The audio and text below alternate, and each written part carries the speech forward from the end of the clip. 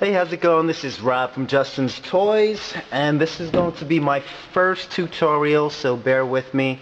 If I make any mistakes, it's because this is my first video, and I'm trying the best I can to teach you guys how to make the Hexafish. This is basically a 6-pin fishtail. I wanted to do something that couldn't have been done without you thinking about it for a really long time, and I figured, okay, there's the 3-pin fishtail, which requires 3 fingers, and then there's the 6-pin fishtail. You only have 5 fingers, so you have to figure out a way to make a 6-pin fishtail not using your hands. So if you see, a regular fishtail looks like this. Well, actually this is a 3-pin. Looks like this, and it's kind of basic. I mean, I liked it when I first saw it. This was my favorite, but then when I saw the 3-pin fishtail, I like the intricacies a lot more. Now the 6-pin fishtail almost looks like a friendship bracelet. The rubber bands are stretched out to the point where it kind of looks like a thread, and I like that. That's a lot more appealing to me. It's actually something that I would not mind wearing. So I'm going to teach you how to make this. Alright. So the first step is, in order to make this, you actually have to combine 2 loom kits. Now you're going to find that later on, when you have 2 kits, it opens up a whole new world of making these creations that previously couldn't have been made. So I'm going to show you the most efficient ways of making the kit adjust to making this bracelet. So what you're going to do is you're going to flip them over. These blue parts actually come off, so props to Chun for designing this in a way that you can actually take out and build other types of ways to make new bracelets, but it's a little difficult to come out. Don't force it. You just want to wiggle it out one end at a time. Because if you try to just take out one end, it's not going to come out. You have to take out both sides a little bit at a time and kind of wiggle it out. See. There you go. And then I'm going to take out this end.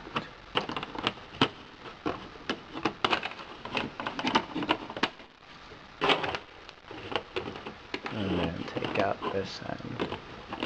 So what I'm really trying to do is, when you flip it over, you'll see this is actually what you're going to use, this little hexagon figure right here. These 6 pins are the 6 pins that consist of the 6-pin fishtail, which we're going to be making. Now the thing is, as you're making the rubber band bracelet, the bracelet is going to start building and coming out through the bottom. You want this gap to be open, so the only way that you're going to make it so that it's going to come out through the other end is you're going to take these long pieces and you're going to want to put them on the side. You see? And that's going to create that gap right there where the rubber band bracelet is going to start building and coming out through this end. And you want to put these as close as possible so that it secures it. Alright, so now my setup is complete and I'm ready to begin. So if everyone knows how to make the regular fishtail, you know that you start off with the 8. To make a 3-pin fishtail, you're going to use 3 fingers and connect the 8s. Alright? It doesn't really matter what order you put them in, because these all get disposed of anyway. But the 6-pin fishtail requires 6 pins. So you're going to go in and you're going to put 8s all across all 6 pins.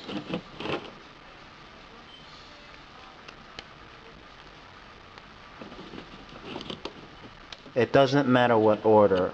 Like I said, these 6 rubber bands are going to get thrown out later on. So if you have a color you don't like, use that color, because these are literally going to get cut off.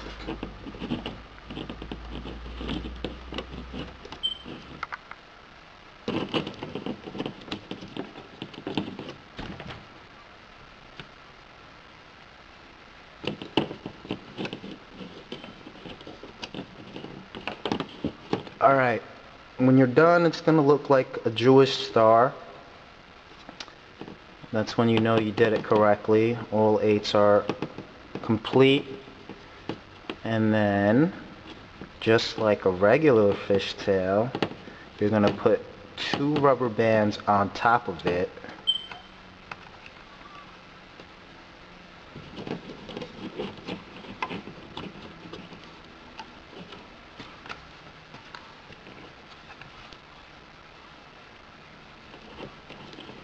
Make sure you don't mix up the order. If one's under the next one and it's not supposed to be, that's going to ruin your whole entire thing. And this bracelet is not something you want to mess up on, because I've done almost every single bracelet and this is by far the hardest. So this is definitely not for the noobs. Alright, if you take a look, everything looks right. Every rubber band is in front of the other one that's supposed to be.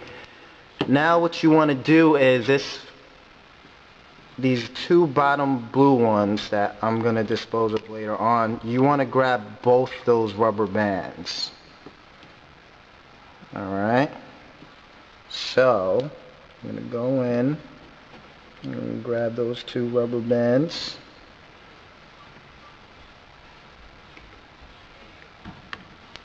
And I'm going to pull it over the top.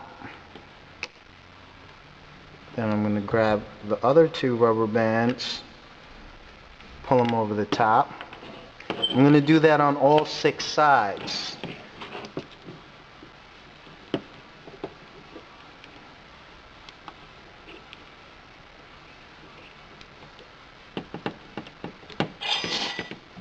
Oh, I made some money on eBay. Yay! Alright. So, I mean, right now it's kind of difficult, but eventually you get the hang of it. And it'll become a lot easier.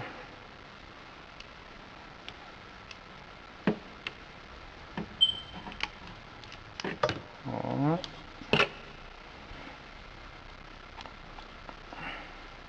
You start figuring out where the most efficient parts of the loom are, where you can grab the rubber bands the easiest. Alright, so there you go. My first step is complete. Now you want to push all ends down and then put the next rubber band on. I find the most efficient way of doing this is taking the rubber band, putting it on one end, and then putting it across, then taking the pick and just going on the outside. Right. And once it's out, you want to grab that lowest one, which in this case is going to be the teal, or turquoise. Now it's one or the other. Bringing it up, over. Eventually you're going to start learning where the best spots are for you to grab the rubber bands the easiest.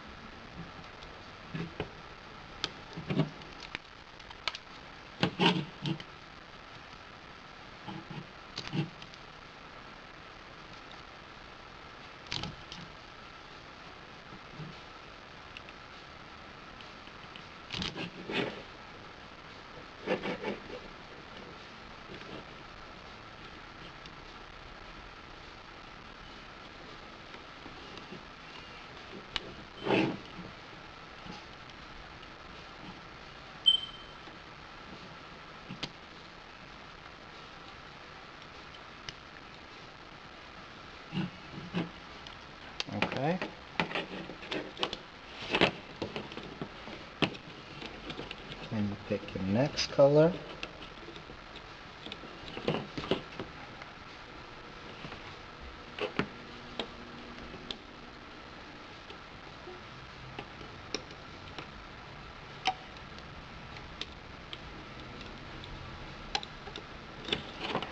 Do the same thing again.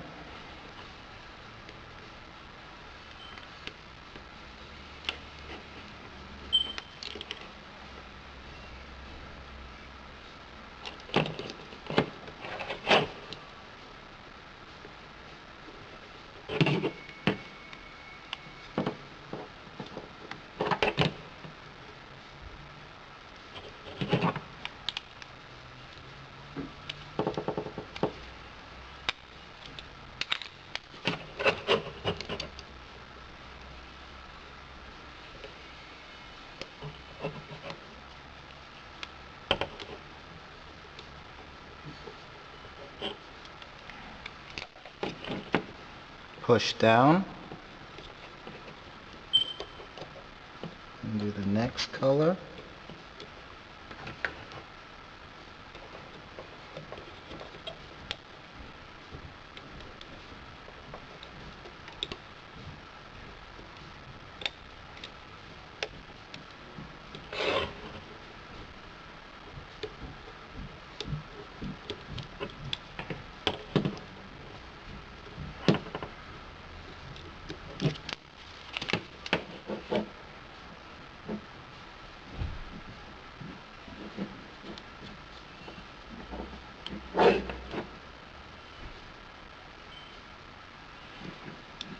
And then you're just going to keep on repeating the same exact step over and over.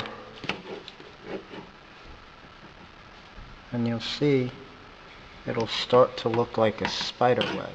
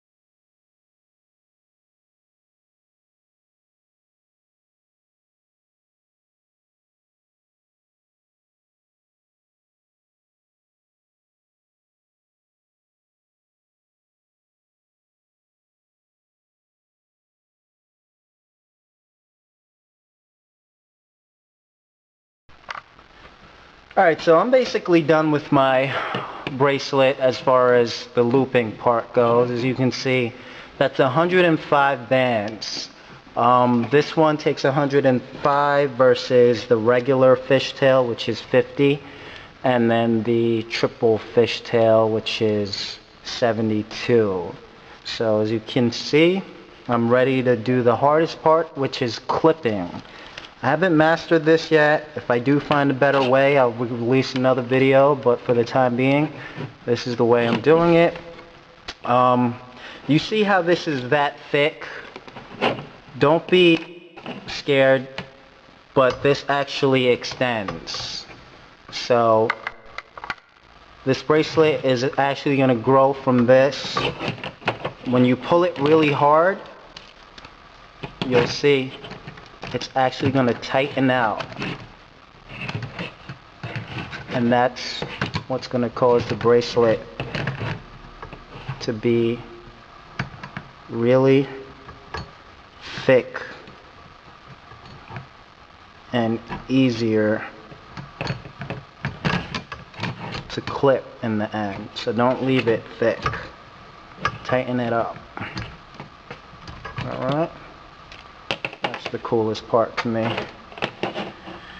So now what we're going to do